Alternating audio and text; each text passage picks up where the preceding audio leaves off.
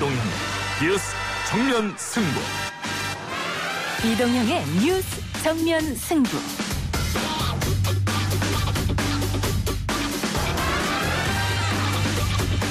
청취자 여러분 안녕하십니까, 이동형입니다.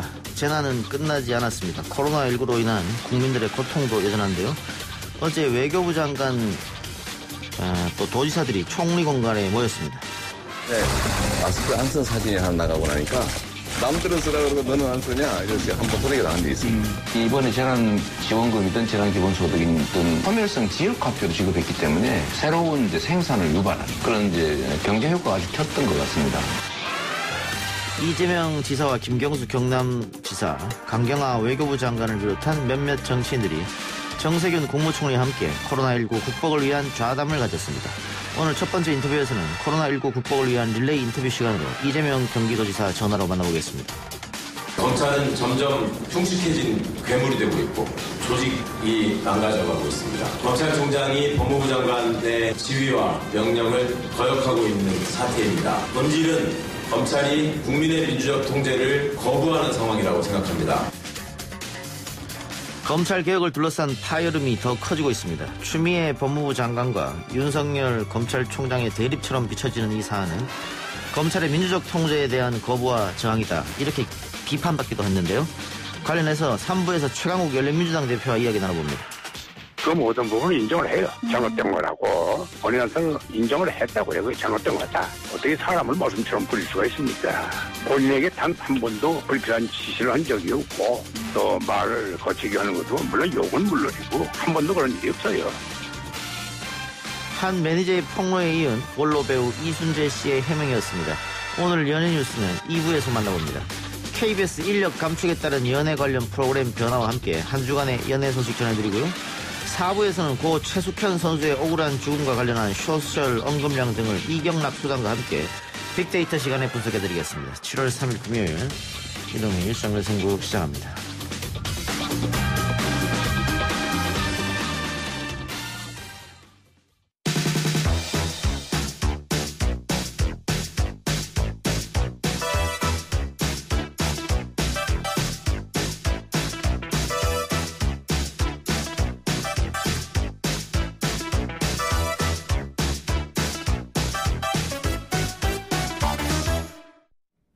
코로나19 극복을 위한 지자체장 특집 인터뷰. 오늘은 이재명 경기도지사 만나보겠습니다. 지사님 나와 계십니까? 네, 이재명입니다. 네. 자, 취임 2주년 맞으셨는데요.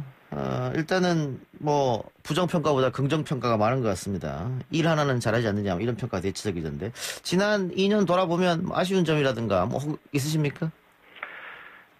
지금 말씀하신 것 중에 일은 잘한다라는 표현 속에 사실은 지난 2년이 잘 녹아 있죠. 아니, 일을 잘한다가 아니고 일은 잘한다라고 하는 게 이제 뭔가 문제가 있다. 그 문제를 빼면 이런 것들이 있는데 실제로 이런 공무와 관계없는 이제 그 소위 음해 때문에 생긴 많은 문제들이 있었고요. 그런 것까지 포함해서 정말로 개인적으로 힘들고 또 그러면서도 도정이라고 하는 게 정말로 중요한 일이어서 제가 어디에다 그렇게 표현을 했는데요. 정말 죽을 힘을 다해서 열심히 했던 2년이었던 것 같습니다. 예. 지난 대통령 경선 때부터 여러 가지 이야기가 있었죠. 그러나 어쨌든 많은 부분에서 오해는 불식시켰고 또 법원에 가서 무죄 받은 것도 있고요. 지금 하나 남아서 대법원 판결을 기다리고 있습니다만은. 그 사이 역시 어쨌든 도정 활동을 잘한다는 평가로 대선 주자 선호도에서도 2위로 뛰어오르고 계속 유지하고 있어요. 근데 대선 주자 선호도 이런 건 사실 며칠 사이에도 사라져 버릴 수 있는 그런 신기루 같은 것이고요. 우리가 몇 달 전 또는 한 6개월 전만 봐도 전혀 다른 상황이지 않습니까? 그런 것처럼 앞으로 어떻게 변할지 모르는 거죠. 다만 이제 우리 국민들께서 일부 저에 대해서 기대를 해주시는 측면이 있는데, 그건 결국 이제 제가 시장 또는 도지사로 만들어왔던 작은 성과들에 대한 평가라고 생각이 되고요. 거기에 부응해서도 더 열심히 해야 된다 이런 생각은 하지만 그 지지율 여론조사 결과에 별로 연연하지는 않습니다. 오히려 과거 경험으로 보면 예. 뭐 집착하고 또 이 큰 선거에 있어서 의도적인 노력을 한다는 것이 거의 의미가 없을 뿐만 아니라 예. 오히려 나쁜 결과를 빚더라는 게 제 경험치여서요. 그냥 경기도정이나 열심히 하려고 합니다. 과거에 의도적으로 한번 힘을 써보신 적이 있으신 모양이네요. 근데 그렇죠. 경선 과정에서 예. 오버페이스를 했던 게 있고요. 예. 그게 또 일부 다른 분들한테 상처도 되는 측면이 있는 것 같고. 그게 이제는 보니까 예, 그때는 별게 아니라고 생각했는데 지금 지나고 보니까 그런 것들도 사실은 상당히 상처가 될 수 있었겠다 그런 생각이 들었습니다. 예, 그게 이제 지나고 보니까 평정심으로 돌아올 수 있고 한층 성숙한 계기가 됐을 수도 있겠다 이런 생각도 드는데 그 혹자들은 박원순 서울시장과 이재명 도지사 다 같은 성과를 내고 있는데 대권 지지율은 박 시장은 오르지 않고 있는데 이 지사만 계속 오르는 이유는 뭐냐 또 이런 이야기를 하는 분들 계세요. 그건 제가 잘 모르죠. 뭐 말씀하시는 것처럼 우리 박원순 시장님은 좀 훌륭한 분이시고요. 일도 열심히 잘하시는 분이시니까 뭐 제대로 평가받겠지요. 예, 알겠습니다. 자, 이재명 하면 빼놓을 수 없는 키워드가 이제 기본소득인데 1차로 지급된 긴급 재난지원금 효과는 분명히 데이터로 또 실효성 입증된 것이죠? 지금 뭐 신용카드 사용 통계 내역 이런 것들을 보면 그러니까 저희가 기본소득을 지급한 4월 둘째 주부터 매출이 상승 곡선을 긋고 있고요. 특히 이제 작년 동기 대비 그 소비 회복률 이런 것들을 비교해 보면 전국의 다른 광역시도들 평균치보다 저희가 10% 정도 회복률이 높습니다. 그런 걸 보면 소비 촉진, 그러니까 수요 확충이라고 하는 경제적 효과는 확실하게 있었던 것이고요. 특히 이게 현금을 그냥 줬다면 거의 뭐 쓰지 않고 저축하는 경향 때문에 과거에 일본의 헬리콥터 머니가 아무 효과가 없었던 것처럼 그렇게 됐겠지만 이게 3개월 시한부 지역화표를 주는 바람에 골목상권이나 지역 경제가 매우 좋아졌던 건 분명합니다. 예. 그런데 최근 일부 언론에서 재난지원금이 고깃값만 올렸을 뿐 효과가 없었다 이런 보도가 있었습니다. 고깃값을 올릴 수 있었다면 소비가 늘었다는 것이고요. 예. 그게 바로 이 재난지원금 또는 재난기본소득의 경제 효과를 설명해 주는 겁니다. 예. 누군가가 고깃값을 올리기 위해서 아무리 노력해도 올라가지 않거든요. 예. 그런데 그거는 수요와 공급에서 수요가 우위가 됐을 때 가격이 올라가는 것이고 그래서 이게 수요를 촉진하는 경제 정책 측면이 강하다라고 말씀드리는 겁니다. 그러니까 우리나라뿐만 아니라 전 세계적으로 성장률이 계속 정체되고 있지 않습니까? 계속 떨어지고 있잖아요. 예. 곧 마이너스 성장 시대로 갈 가능성이 많은데 그 이유는 뭐냐면 우리가 경제학 교과서에서 배운 것처럼 수요와 공급의 두 바퀴로 경제가 굴러가는데 우리 공급 역량은 얼마든지 있지만 사람들이 돈이 없어가지고 수요, 즉 소비가 부족하니까 결국 경기 침체가 왔단 말입니다. 예. 그러니까 정부가 재정을 통해서 경제가 정상적으로 굴러가게 하는 게 정부의 정책 기능인데 지금까지처럼 기업에 뭐 재벌에 뭐 수십조씩 주거나 이런 거 하지 말고 오히려 소비를 촉진하는 것이 기본소득 형태로 지역화폐로 지급해서 소비를 일으키는 것이 경제 효과는 확실하게 있는 게 이번에 증명된 거죠. 예. 그래서 어쨌든 이재명 하면 뭐 기본소득 이렇게 돼 있는데 등식으로. 근데 뭐 기자님도 아시겠습니다만 민주당 의원들 단체 카톡방에도 같은 내용 이야기가 있었는데 이 재난 기본소득이 기본소득보다는 전 국민 고용보험이 먼저다. 뭐 이런 이야기가 지금 많이 나오고 있거든요. 박원순 시장도 아마 이런 걸 주장하고 있는 것 같고. 그게 이제 비교할 수 없는 걸 비교한 것이고요. 뭐 제가 전 국민 고용보험을 반대하는 사람도 아니고 저도 그 역시 해야 된다고 생각하죠. 그렇다고 그걸 하면 기본소득을 못하는 건 아니고요. 둘 다 해야 되는데 문제는 재원이죠.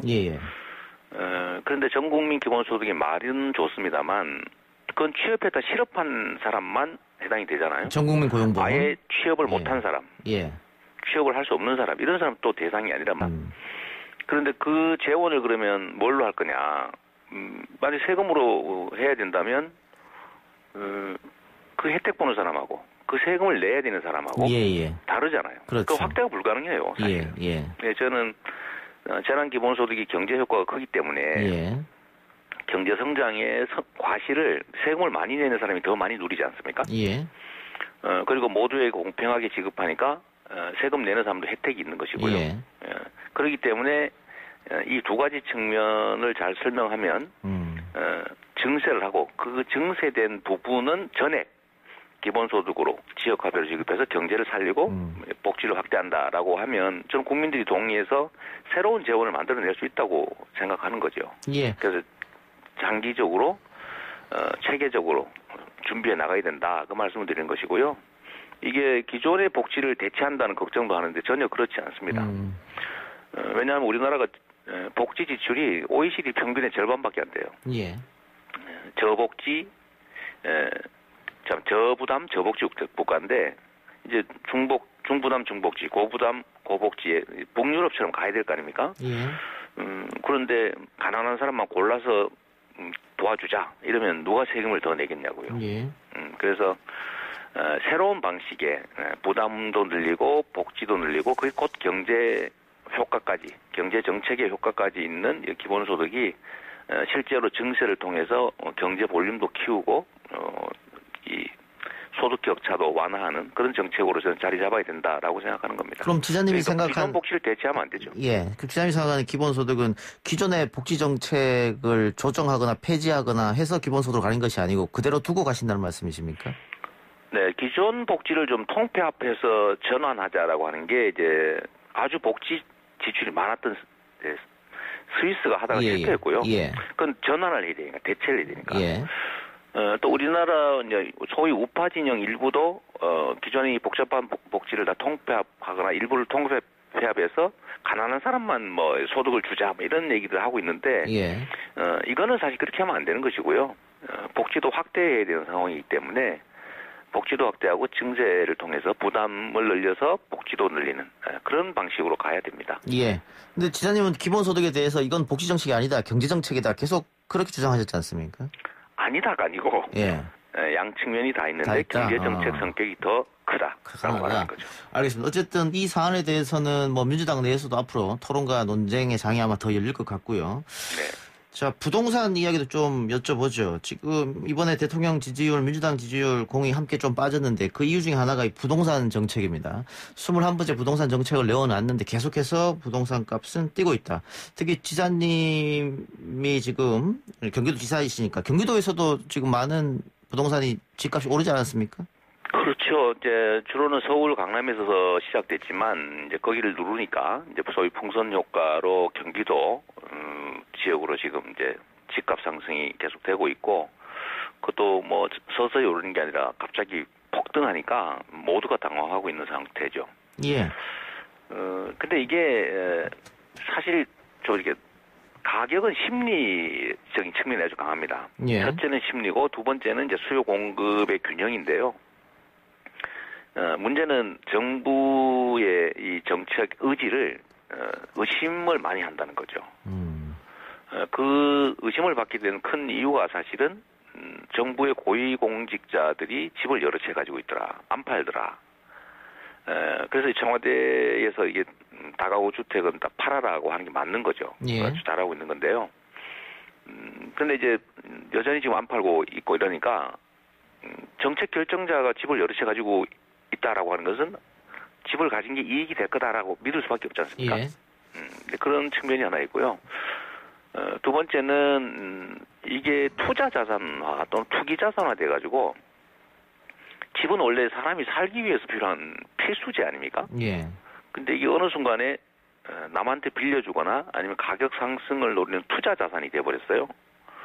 그래서 임대 사업자들에게는 사실은 더 많은 세금을 부과해서 실제 소유자의 세금은 줄여줘야 되는데 지금 약간 반대로 돼 있죠. 임대 사업자들의 뭐 예를 들면 보유세도 깎아주고 양도소득세도 깎아주고 이러니까 임대 사업자들이 막 집을 사 모아요. 소위 매점 매석을 하다시피 하고 있는 거죠. 그러니까 공급이 줄어들지 않습니까? 수요가 늘고 그래서 이거를 조금 저는 근본적으로 비주거용 그 주택에 대해서는 엄청나게 중과세해야 되고 실제 주거용, 실거주용 주택에 대해서는 세부담을 좀 낮춰주는 방향으로 가야 된다. 예. 그리고 이제 정부, 예를 들면 뭐 지방정부, 공사, LH 이런 데서 지금 신규 택지에 아파트를 지어 분양하지 않습니까? 예. 이거는 지금 분양가 대비 그 시가가 차이가 너무 크기 때문에 예.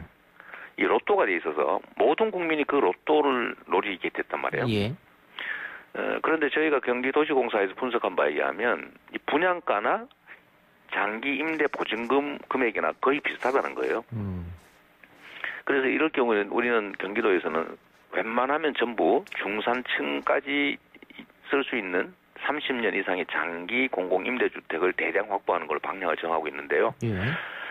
저는 다른 지방정부나 LH, 중앙정부도 이 공공택지에 공급하는 아파트는 중산층도 장기간 살 수 있는 임대 아파트로 공급을 하는 것이 저는 맞다. 그렇게 수요 공급의 균형이 좀 맞을 거고 지금 우리나라가 주택 보급률이 100%를 오가고 있기 때문에 지금 한 50% 이상, 절반 이상이 지금 실제 거주하지 않는 사람이 투자용으로 가지고 있단 말입니다.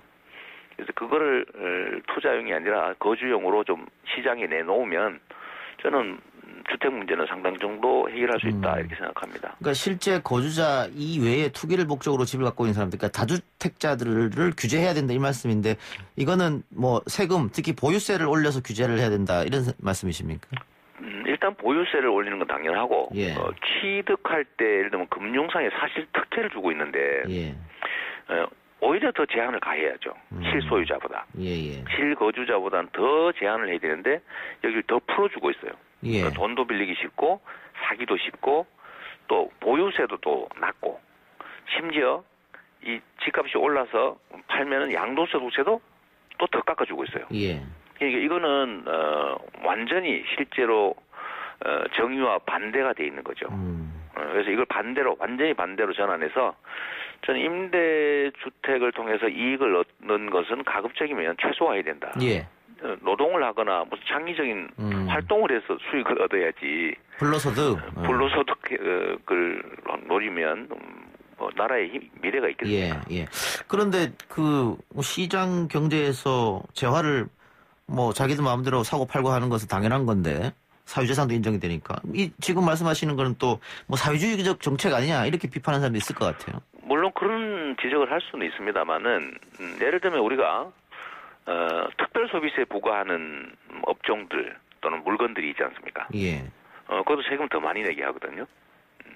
필수품, 삶의 필수적인 생활재들, 그러니까 주거용 주택 이런 거는 세금을 최소한으로 낮춰야 되고요. 예. 그게 아니고 돈 벌기 위해서 가지고 있는 거. 근데 거기서 돈이 생기는 거. 이런 건 당연히 실제 거주하고 있는 것보다는 당연히 세금을 더 내야죠. 예. 근데 지금 반대로 돼 있단 말입니다. 그러니까 지금 시중에 집이 나오면 그 공급으로 예를 들면 집값을 떨어뜨리거나 안정시키는 게 아니고 다 사모아요. 예. 돈 빌려서. 예. 근데 이 임대사업자들이 사모으는 데는 돈도 빌려주죠. 세금도 낮죠. 나중에 양도세도 낮으니까 경쟁이 안 됩니다. 예. 그래서 제가 그 반대로 해야 된다는 것이고요.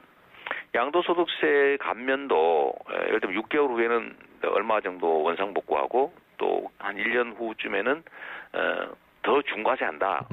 이렇게 해서 미리미리 좀 팔 수 있게 길을 좀 터주면 저는 집을 뭐 수십만 세대 예를 들면 1,200만 세대 짓는 것보다 훨씬 더 시장의 주택이 더 많이 공급될 거라고 확신하죠.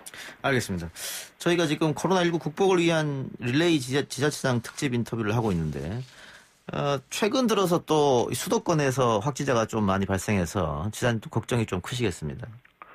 그렇습니다. 이게 지금 그래프가 한번 급상승했다가 수평을 그리고 있다가 다시 또 급상승하고 있는 초기 모양이라 예. 걱정이 실제로 많습니다. 예. 그리고 이제 전에는 다 추적이 되는 확진자였다면 요즘은 추적이 안 되는 확진자. 예. 조금 예를 들면 유형이 특이한 그런 지역 감염 확진자가 많이 나오기 때문에 사실 바닥에 상당히 광범위하게 이게 지금 씨가 뿌려져 있는 상태라고 보여져서 예. 정말로 걱정이 많고 거기 폭증할 경우를 대비해서 최악의 경우죠. 제가 최소한 사망자들은 최소화해야 된다라고 해서 저희가 의료 중환자실, 또 의료 장비, 인력, 의료 시스템 이거 확보하는데 지금 많은 애를 쓰고 있습니다. 예. 근데 수칙만 잘 지켜주시면 예. 사실 위험도는 상당적으로 낮출 수가 있습니다. 그게 제일 문제죠. 예. 그 종교 단체에서 또 확진자가 좀 많이 나오던데. 그렇습니다. 예, 그 부분에 대해서는 방역 지침을 좀 지켜달라고 계속 요구하고 있는데 잘 안 되나 보죠? 저희가 이제 요청은 하는데 이제 예. 종교 특히 기독교의 이제 예배의 특수성, 예. 그러니까 뭐 기도를 함께 모여서 하는 그런 것들 때문에 이제 위험도가 좀 높죠. 그래서 저희가 종교 소모임에 대해서도 강제적 그 집회 제한 명령을 좀 검토하다가 지금 보류하고 있는 중인데 지금 계속 이렇게 좀 이렇게 관심 갖고 상황을 체크하는 중입니다. 필요하면 저희는 이제 종교단체에 대해서 가급적이면 양식과 그다음에 그분들의 역량을 믿고 좀 맡겨두는 수칙 준수를 요청만 하는 상태인데 계속 이런 상황이 악화되면 전면적인 집회 제한 명령을 할 수밖에 없는 상황입니다. 좀 많이 조심해 주시면 좋겠어요. 알겠습니다. 시장님 뭐 SNS에 목을 내놓고 기다리는 심정이다 이런 표현 하셨던 것 같은데 뭐 빠르면 이번 달 다음 달에 아마 대법원 선고가 나올 것 같습니다. 어떤 마음으로 기다리고 계십니까? 아이고 제가 그걸 2년 가까이 했는데요. 예. 이제는 뭐 좀 감각이 좀 무뎌지긴 한데 예. 마지막 상황이니까 아무래도 예. 뭐 저도 사람인지라 뭐 불안하죠. 불안하고 그럴 때는 최선은 역시 뭔가 일을 열심히 하면 잊혀집니다. 일을 열심히 하면 잊혀집니까? 예. 그 뭐 우리 사랑하는 사람하고 헤어졌을 때 잊으려면 일 열심히 해라 그러는데 뭐 그런 기분인 모양이죠. 비슷할 수 있습니다. 알겠습니다. 예, 마지막으로 코로나19로 경기도 도민들도 굉장히 힘들어하시고 우리 전 국민들 많이 힘듭니다. 그 힘든 분들한테 뭐 따뜻한 격려 위로 한마디 부탁드리겠습니다. 제가 도정을 할 때도 그렇고 이제 성남시정을 할 때도 그랬는데 정말 우리 국민 여러분 또 도민 여러분 정말 전 세계 어디에도 비교할 수 없을 만큼 정말로 우리 공동체가 요구하는 역할들을 잘 해주시고 예. 또 상대방 배려 잘 해주시고 뭐 수칙 이런 거 정말 잘 지켜주십니다.